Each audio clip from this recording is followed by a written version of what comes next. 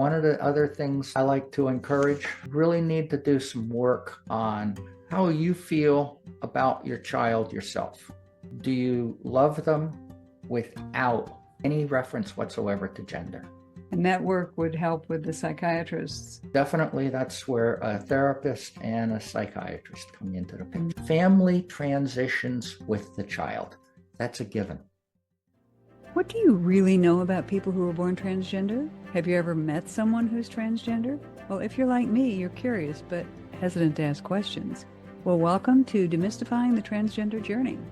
In our conversations with people who were born transgender, their families, friends, and the professionals who support them, we ask probing questions and discover insightful and educational answers. You can also find more information on our website, thetransgenderjourney.com.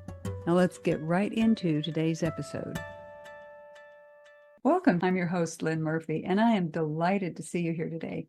I am the founder of the Women Who Push the Limits movement and the author of Women Who Push the Limits presents 50 Life Lessons from Inspiring Women, where I interviewed 50 very, very inspiring women. And today I'm continuing with my interviews of the amazing Wendy Cole, who is a transition mentor. And at the age of 67, transitioned to living the life that she knew she always was, living her life as the woman that she was born. Wendy, thank you for being here today and for continuing our conversations. We've been having such amazing conversations. Oh, yes, we have. And I've completely enjoyed all of our time together. It's been amazing. It really has. And we've covered so many really good topics in depth. We have more topics to cover today. So for our listeners, if you haven't listened to our previous episodes with Wendy, be sure and find those on your favorite podcast or on YouTube. And today, Wendy, we were going to talk about parents and families and people who are surrounding transgender youth or even adults. And Right. I know you've got a program that you're working with parents. So Yes. tell us a little about that and why that's important that we understand that piece. Well, one of the phenomenon that has happened, I don't know exactly when it started, but it's been building probably for the last 10 years. As young teens, 20-somethings, come out to their families as being transgender and feeling that they're in the wrong body or there's some other aspect of them that's different. There's a lot of parents that have thrown their children out of the house. Oh, how sad. It is sad. It's kind of horrific. The homeless problem, as I understand it from someone I know and lives and works as a psychologist with the trans community in LA, said that the vast majority of the homeless problem in LA are trans teens. Really? That's the majority. And you put teens on the street like that, and they don't have Right. the life skills. They And don't he have said, the resources. exactly. And he told me that it used to be the parents threw their kids out for being gay. Yes. Well, Yeah. being gay now is socially a little bit more acceptable. So parents don't throw their kids out so much for that. But when a boy walks up to his parents and says, I really am a girl and I'm going to start living a more feminine lifestyle, and they immediately just recoil at that. And that's what you did. That's what happened to you when you were 10. That's what we've talked about before. Yep. So my message to parents along those lines are, if your child, and I use the word child to mean the relationship with a parent, not their age. What I'm saying applies to a child regardless of age. So it could be an adult child. Exactly. I've had clients who were in their 50s that were as afraid to tell their parents as I was at 10. It doesn't matter what the age is.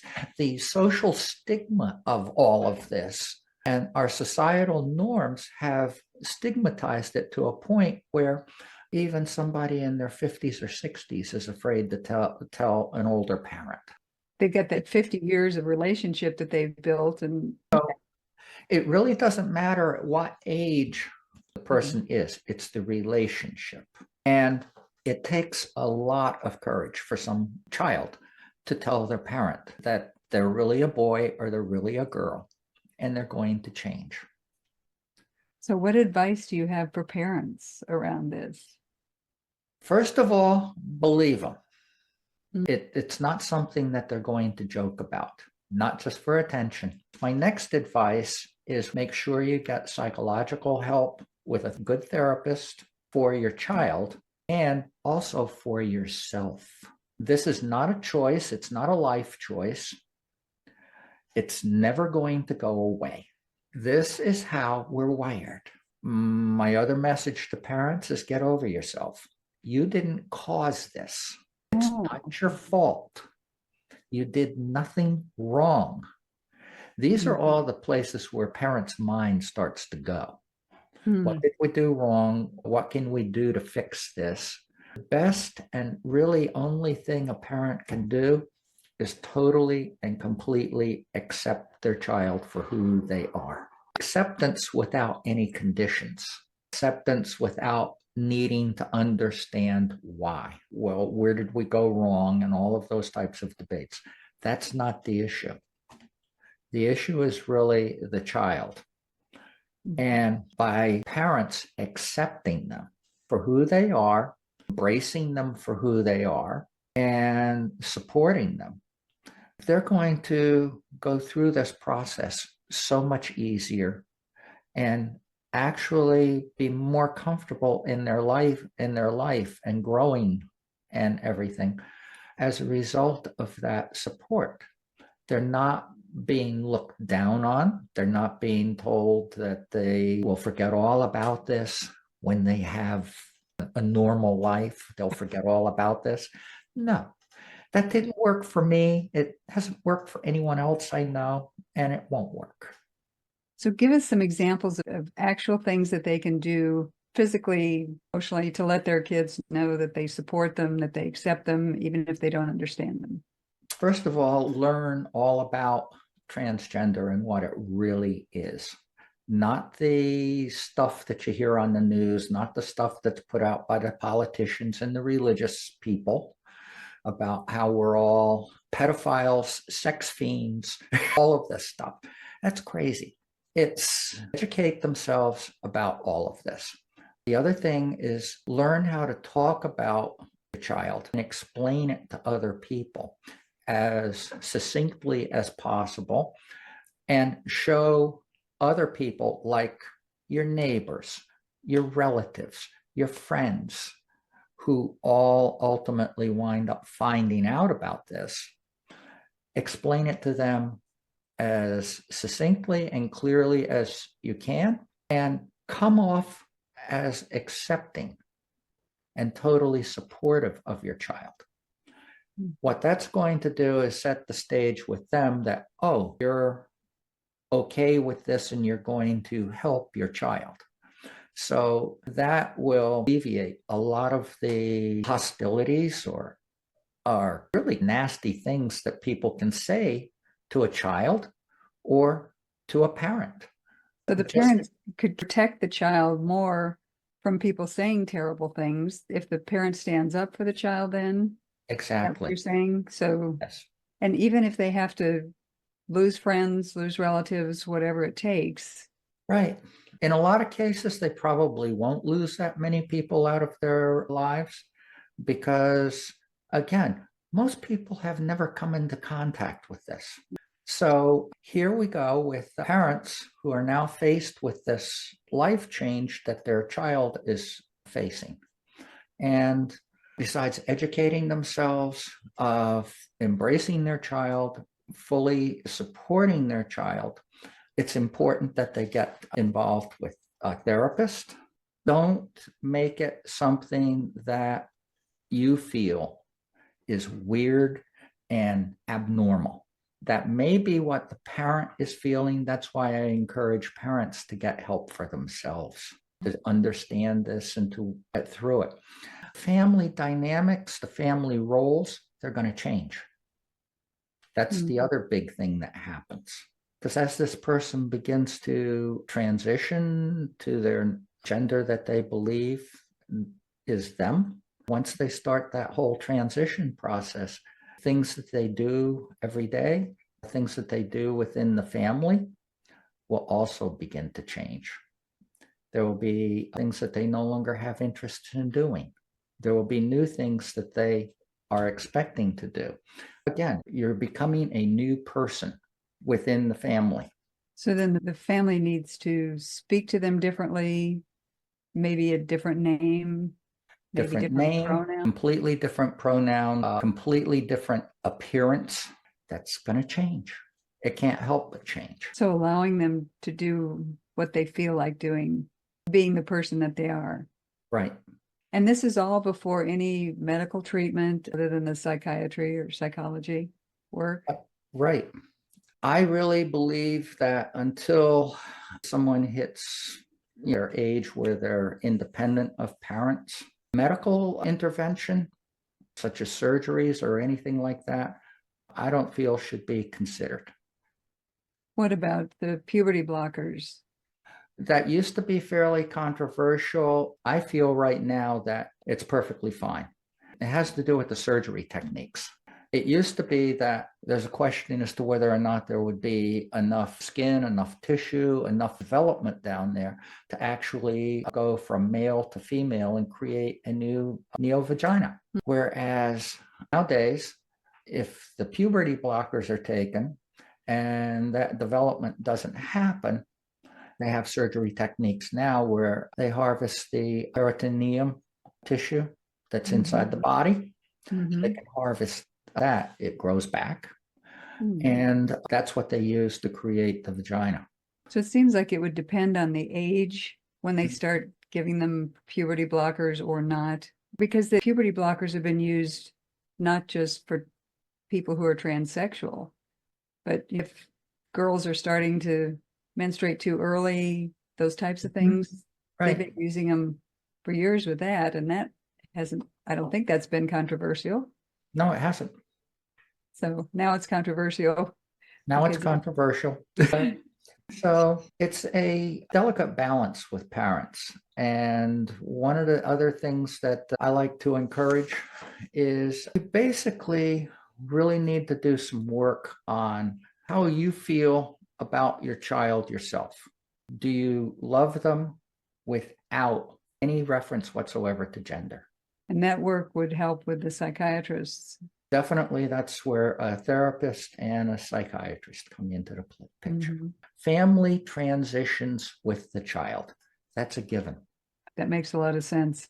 And if the family doesn't go through that process as well, that's when you wind up getting to a point where you throw your kid out on the street and you don't have anything further to do with them. Or if they're older, they're in their 20s, their 30s, 40s, whatever, and you're the type of parent who is not going to accept this at all and actually be hurtful, you're going to drive the child away. Whatever. They're going to go on and do what they need to do. And that relationship is broken. And so if that's what a parent wants, then doing anything less than complete and unconditional acceptance will lead to a broken family. Give us some examples of things not to say or not to do that could be really hurtful, even whether or not they're willing to accept the child at whatever point. Right. There may be some things that we can alert parents to not do because it may make it harder to hang on to that good relationship. Well, as I've said in other situations, at age 10, I was threatened with being committed and fixed. And that's definitely a wrong approach. Don't threaten electroshock therapy. Exactly. I happen to be completely under my parents' control after announcing that I was a girl. And they refused to accept that. They told me that I would be committed if I continued. And what that started was me repressing. For parents out there listening to this, There is nothing more damaging to a person's psychological well-being than to have to repress who you are and how you feel. You now have this huge secret to hide. It doesn't go away, and you can't talk to anybody about it. And that's the way I had to live for decades. Well, the statistics on suicides, can't quote them, but the statistics on suicides and attempted suicides, really high. Very high, 40% or better. Wow. And this is from my own life example. At age 66, I was going to kill myself. Absolutely ready to do it, had everything set up. It was a done deal. Well, I didn't have any parents to worry about. They were long gone. I had forgiven them for what they did with me and how I was forced to live. And in hindsight, I have to honestly say this, because I was asked this by a person that I knew back in school in those days. Well, if your parents had said to you, you could go to school as a girl, would you have? Oh, absolutely. There would have been no doubt about it.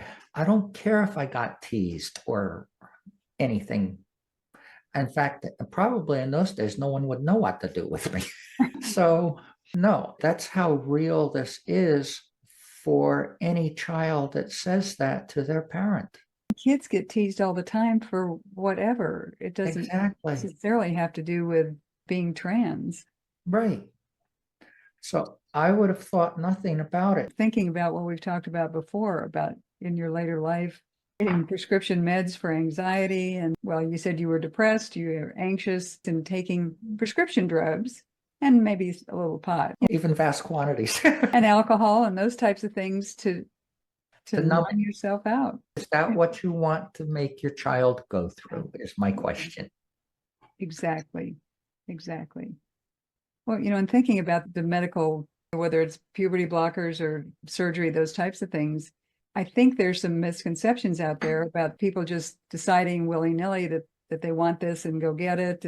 It's not that way, is it? It's called informed consent. Here's a form, you sign the form, we start you on hormone therapy. We just ask if you're seeing a therapist and we encourage that. So now pretty much anyone who wants to start hormone replacement therapy can do it on their own, just going to the right place and signing an informed consent form, and you're on your way. But can a teen do that, or you have to be an adult?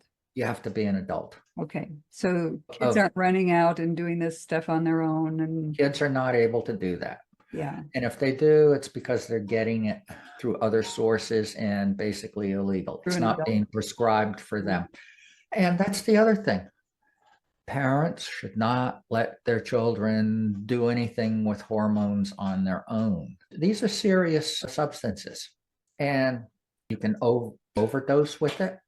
You can take too large of an estrogen injection for too long a period of time, usually a year or so, and you've got some physical problems as a result of Well, that's another reason why maintaining the relationship with their child, no matter what age, but especially, before the child's an adult, so that they can have those conversations and the child's not trying to get it somewhere illegally. Or exactly.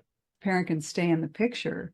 There's another benefit to maintaining that relationship, whether you understand it or not. And being part of it will help with promoting understanding and acceptance. Parents, spouses, friends, whatever, who are around a person who's transitioning might have uncomfortable conversations with other people, family members, their friends. What advice do you have for how to have those uncomfortable conversations? Well, first of all, if a parent overhears one of their friends or relatives saying something disparaging about the person transitioning, the first thing the parent should do is intercede in that conversation, and not in anger, but in way of explaining what they know about their child, how their child feels, how they feel about it, and that will diffuse that conversation. And actually, diminish the possibility of that conversation between those people again. Okay. They might in private then think this is really weird, but it might prompt them to actually look for some way of understanding it and, at least being more knowledgeable about it. I think I'll use that word instead, knowledgeable as opposed to understanding. Yeah. Gender just is. It's not something that we normally think about. It's not something that we normally question. That's the thing that's different about a transgender child, is they were born with this and they reach a point in their lives where they are constantly questioning it and questioning the validity of how they were born and assigned at birth as male or female. Well, and that's the difference between the gay and lesbian, because they understand, they're congruent with their gender. Exactly. They're just not congruent with their sexual attraction. Right. Right. So it comes down to individual choices and examining it and talking about it. Right. Yeah. Between parents and children, if the parent wants to maintain a relationship with the child, then they've got to go through some changes on their own internally, and also be prepared to deal with friends, relatives, and others, and defend your child. Mm-hmm. Speak up for them and support them. Mm-hmm. And they'll see that, they'll know that, and that will make your relationship with your child that much stronger. Yes. And maintain that relationship. Exactly. Those two parting ways.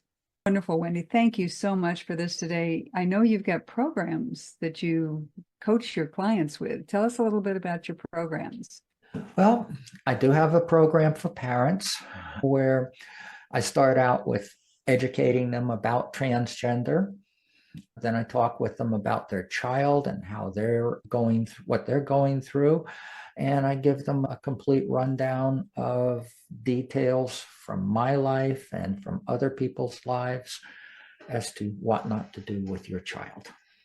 And I'll talk with them about specifics, things they're questioning, things they need to know how to do.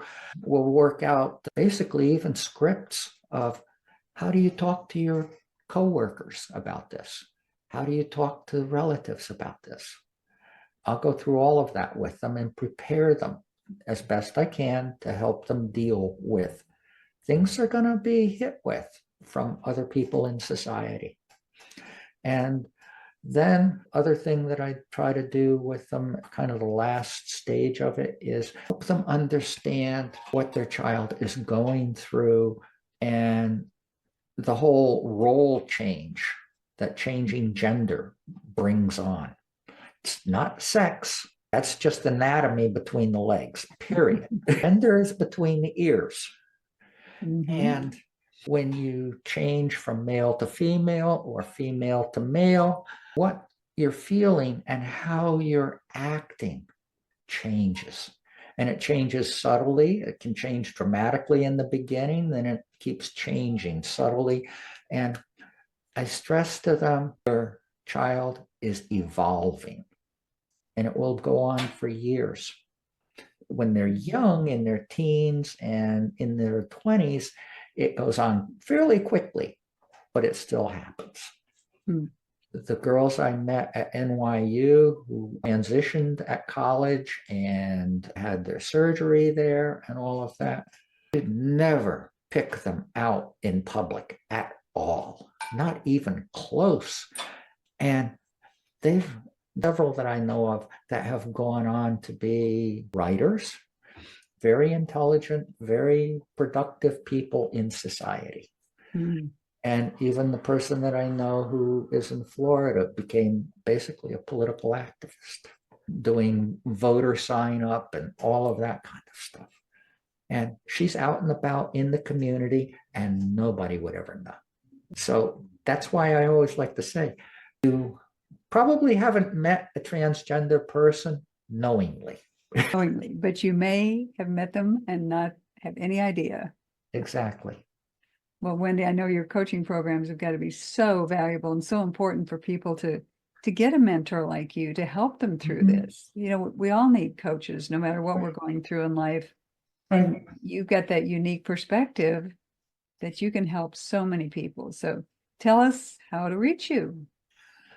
Best way to connect with me is meetwendycole.com. That's meetwendycole.com. Sign up for my newsletter, schedule some time with me, and punch the bottom button, and that'll take you to my main website with my media page for other podcasts. And there's a whole lot of information in that website to read through, and that might be very helpful to people listening. Well, and they can even start with the resources that you have there and then Exactly. go to scheduling a conversation with you. And if they feel the need, then schedule you for coaching. That sounds like a great way to process it. And Mhm. thank you, Wendy, for having those resources available to people. Thank you. There's so much fear around things that we don't understand. And you're Right. helping us understand those things and lessen that fear and increase that acceptance. So thank you very much. Thank you. That's my goal.